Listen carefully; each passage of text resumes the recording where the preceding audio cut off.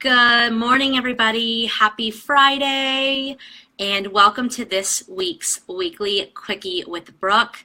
You will notice that I don't have Clo with me this morning. So today my husband actually goes in to work a later shift at his job. And so I'm able to sneak in a few clients this morning. So I'm actually down in Denver in my Cherry Creek location where I see clients, and I actually have two locations, guys. So I see clients in Denver, and then I also have a second location in Thornton. So for counseling, for coaching, I do that on the phone. But anyways, I still wanted to make time for the Weekly Quickie, even though I'm out of my home office and I don't have little Miss Chloe this morning. And what is on my mind today is one of the keys to success that I so firmly believe in, which is having a people first mentality. So number one, good morning. I hope you're all doing well. This has become something that I really look forward to. Although I don't love seeing myself on video and on camera, I know that that's my own stuff and I'm pushing through it. I really look forward to sharing something with you and then hearing your comments and hearing what's helpful or hearing what you're integrating to make changes. And the Weekly Quickie, guys, is all about me sharing a tip or something that's on my mind or a coping tool or something that you can do that's going to support your personal well-being and your professional success and or achievement, which I think the two go hand in hand, and I love talking about both of them. So thank you guys for tuning in and sharing in this experience with me. I've really started to look forward to this. So anyways, today, what's on the agenda? Key to success is having a people first mentality. So for those of you that don't know, before I became a counselor and a coach, I spent 10 years climbing the corporate ladder at Target Corporation. And I started out in HR doing a couple different HR positions. My favorite was at the group level. I got to create and organize training for all of the new executives coming in and got to be kind of the first impression and first partner for those recent college graduates coming onto Target and being new leaders, and got to develop them in their leadership. And after that assignment, I actually started to run stores, and I ran a store in Arvada. And then my final assignment before I left Target was running a super Target in Aurora, Colorado. So 10 years of leadership training, 10 years of managing teams, 10 years of working with people, and got so much good stuff out of that that I love to share in my counseling and coaching business. And one of the things that I learned very quickly when wanting to go in and fix a store or drive, profit in a $45 million business was the importance of knowing that people come first. And figuring out how to lead from a place of people come first, how to clean up a mindset around people come first. And so I want to share today some things that you can start to do now to come from a place of people first. Because what I've noticed is that when you put people first, when you take care of your people, there's a ripple effect that happens and everything else tends to fall into line.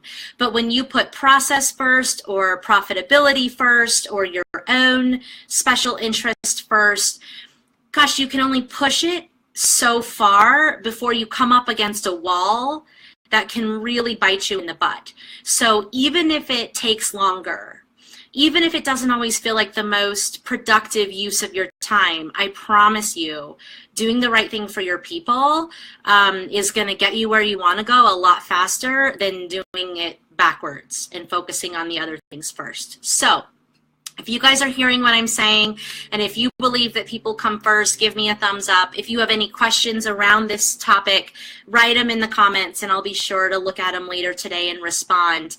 But a few things that you can do. So guys, this is applicable if you're a stay-at-home mom. Having a people-first mentality is applicable. Getting to know your neighbors, getting to know your children's teachers, caring about yourself, caring about your community. It's applicable, okay? It's going to make your life easier when you put people first. If you are a working mom, putting people first. If you are a CEO of a small business, putting people first. Or if you're a C-suite executive, a high up a high-level leader in a corporate organization, putting people first. So this applies no matter what your profession is, no matter what you do with your time. This is applicable. So the first thing that you can do to apply the people first mentality is to get to know people personally. Okay, not on the surface level. Everybody can walk around and say good morning. Everybody can walk through and say hi. But do you know your people on a personal level? Do you know their families, or how many children they have and how old they are? Do you know that their mom just passed away and what they're going through and that they're in grief? Do you know what they did before they came to this job and what they loved about that and what they didn't like about that? Do you know how they prefer to be recognized, or what type of communication they best respond to?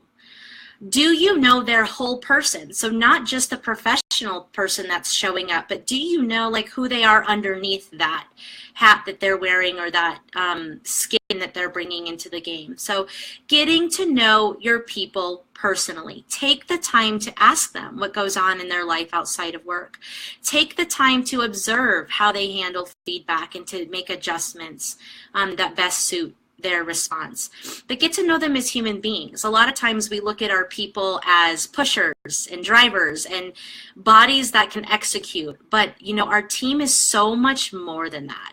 They are ideas, their creativity, their solutions, their energy, their dreams. They're people that can inspire us. Yes, they're people that can make things happen. They're people that we can make an impact on their lives and make their lives better. So start to see them as a whole person, not just their core role or what you pay them to do in the organization. Get to know them personally. Take the time and like give a shit. You know what I mean? Like if you're going to ask a question like, how was your weekend? Don't just do it to get through it and to cross it off your to-do list. Like sincerely take the time to listen about what their weekend was like and how it was, and engage in the conversation. Which leads me to number 2, which is listen. Listen. Listen to your team. Active listening. What is it that they're saying? Both verbally and non-verbally. What is it that they're needing? What is it that they're going through? Where is it that they thrive? But pay attention and listen to people. And you know, this is true not just for your team. So let's say if in your business, the success of your business really is dependent upon other partners and their role that they play in a project or in an initiative. It's just as important that you pull those people together and you listen to them. You listen to your team, you listen to your clients, you listen to your partners, your contractors, you listen to your mentors, you listen to your husband, you listen to your family. But stop talking and start doing more listening. And you will learn some really important things that you need to do different. You will gain more from listening than you do from talking. And when people feel heard, they tend to come to you more often. Okay? They tend to say, wow, that person's really approachable. And last time when I shared this story with them, I felt like we really connected. Or last time I shared an idea, change occurred. Or last time I shared a concern, movement took place. And you're creating kind of a culture around being a magnet for miracles, a magnet for solutions, a magnet for opportunities, a magnet for success. Okay? So listening is so key. Active listening, that is. Okay, again, not just crossing it off your to-do list. Oh, I went through and I asked my team how things are going. I listened. But sincerely taking the time to hear them and to integrate that into kind of your thought process and what you want to do going forward. I took notes on these few things. So if I'm looking over here, that's what I'm doing, is I'm looking at my notes. Develop your people. You guys, this is so important. So know where your team wants to go, even if where they want to go is outside of your organization. Support their dreams and their goals.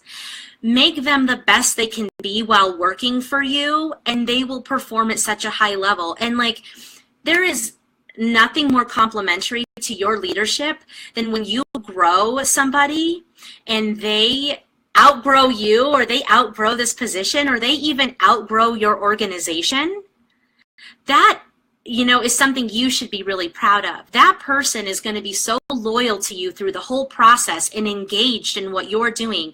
If you know where they want to go personally and professionally, and you 100% help them get there, whether or not you think it benefits your organization.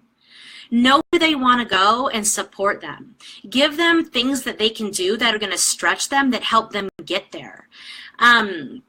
Notice when they've done a good job and specifically call that out. Specifically name, hey, I saw that you did this and I know that was hard for you, but that was awesome. Nice work. Keep doing that and you're going to see this, outcome.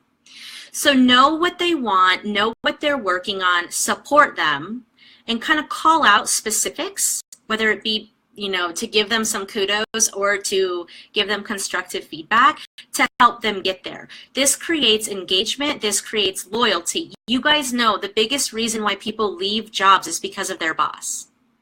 And if I don't feel like my boss is truly vested in me as a human being, I'm always going to be looking out the back door. Right? I'm always going to be looking for opportunity. But if I know my boss has my best interest at heart and is developing me as a human being, then I am more likely to seize the opportunity that's in front of me working for this person and to do my best, because I know that I want to show up for this boss. I know that everything that I do today is setting me up for what I do tomorrow and next month and next year and in 5 years from now. So know where your people want to go and help them get there, whether you think it's helping your organization or not. Because believe me when I say it is helping your organization. Believe me when I say it's helping your cause. Okay? Be a giver. So if you have a mindset of what can I get from somebody, whether it be on your team or somebody that you're working with or that you're collaborating with, if you have a mentality of what can I get, you've got to clean that up right away and replace it with what can I give? How can I show up? What can I share? Who can I connect who to? What, information can I give? What opportunity can I provide? What can I give? You guys, this is such a game changer. When you give, so much comes back in return.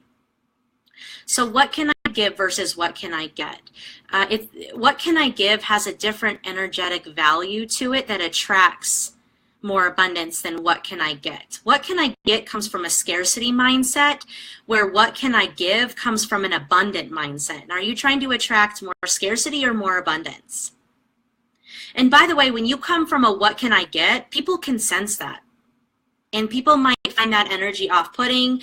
People might see right through that. And that's not usually an energy that I'm attracted to do business with. And I think it's the same for other people, right? But when I see people show up and give, it makes me want to show up and give. And the outcome is different than if we all show up and say, what can I get? So if you're one of those people that's looking at things like, what am I going to gain from this? And if I'm not going to gain something from it, I'm not going to do it.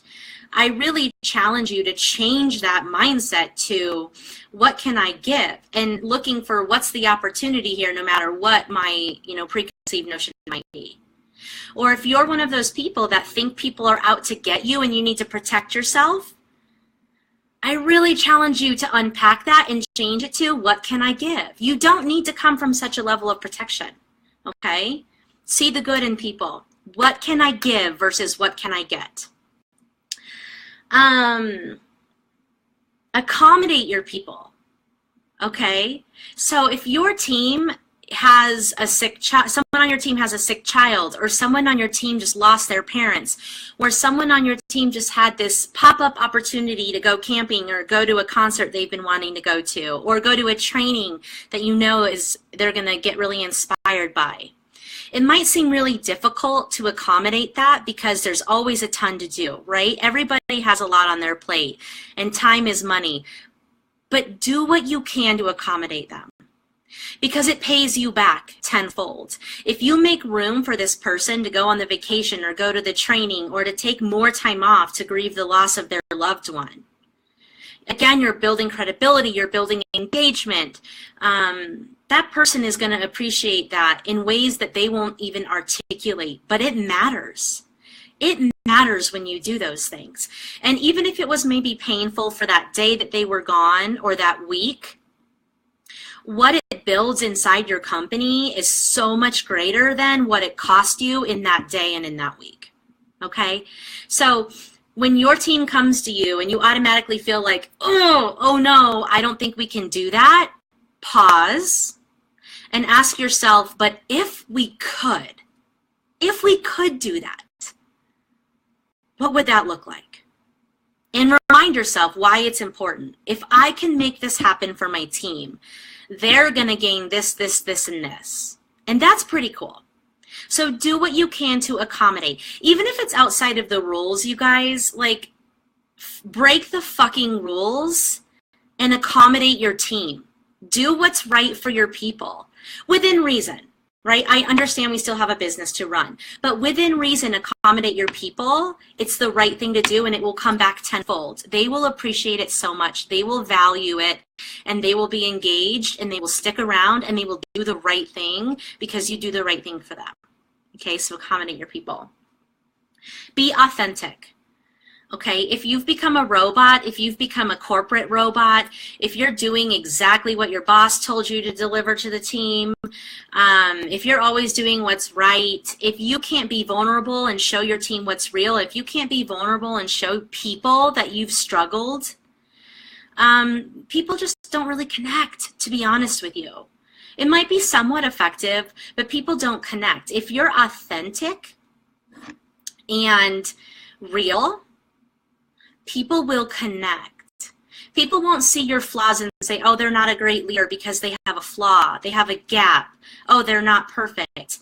People will actually connect and say, oh my gosh, it's okay to be human, it's okay to make mistakes, and they're going to be more likely to come to you ahead of time when they're struggling with something versus after the fact when it's a mess we need to clean up. Okay?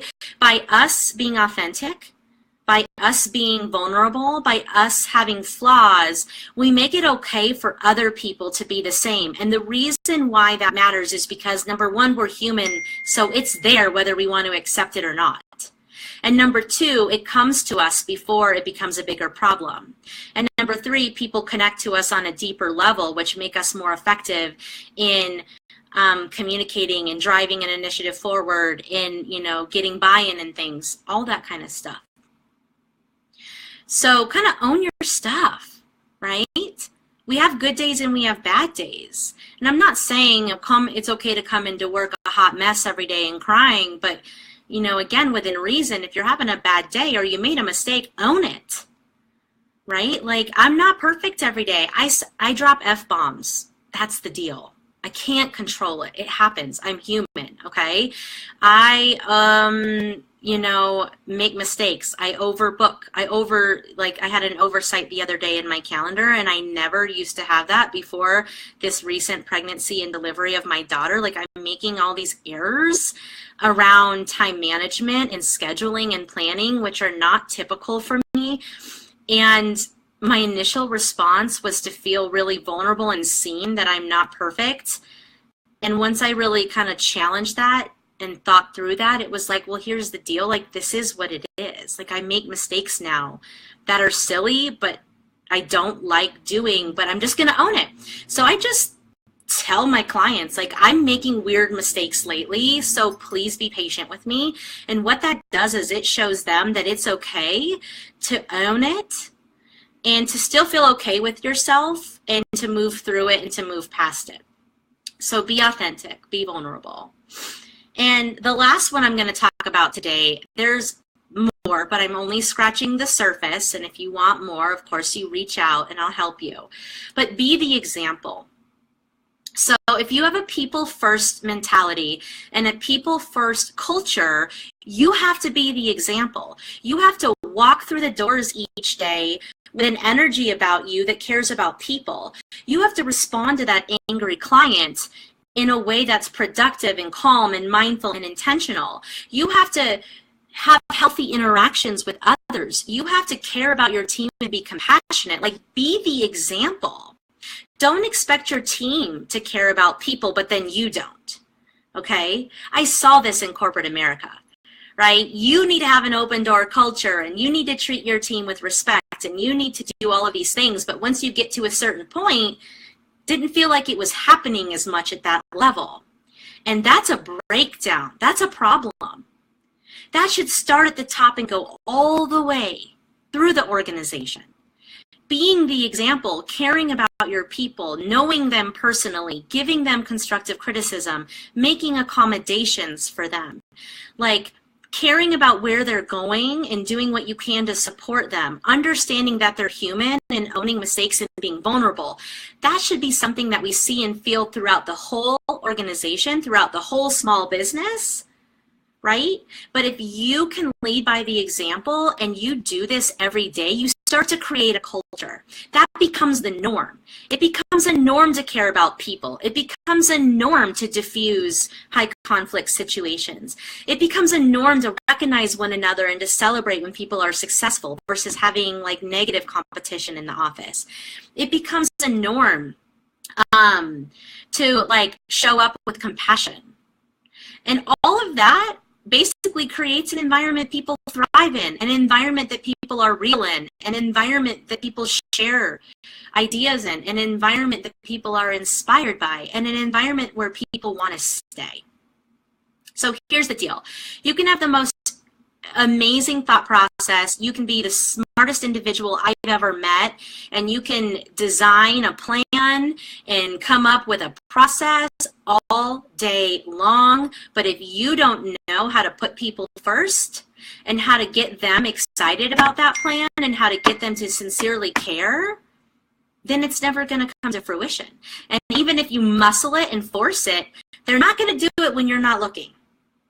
Okay, so if you can switch that to people first and doing the right thing for your people, you're more likely to roll that out effectively, to drive positive change, to create, processes and procedures that impact productivity and therefore your bottom line. Like, you're more likely to get people behind you and to care about your mission and your vision because they care about you. So I'm seeing some thumbs up. I'm seeing some hearts. Thank you guys for posting that. Hi, Jackie. Hi, Kendra. Hi, Melissa. Thank you guys so much for joining me. If this is resonating, give me a thumbs up. If this isn't, or if you're struggling with something around putting people first, share it with me. Put it in the comments, and I'll help you problem solve how to make that shift in your life. Anyways, I hope you guys have a great day. I've got to run. I hope you guys have a great day. Let me know how I can further support you. Thanks for tuning in, and I will talk to you guys all next Friday for the Weekly Quickie. Thanks so much. Bye.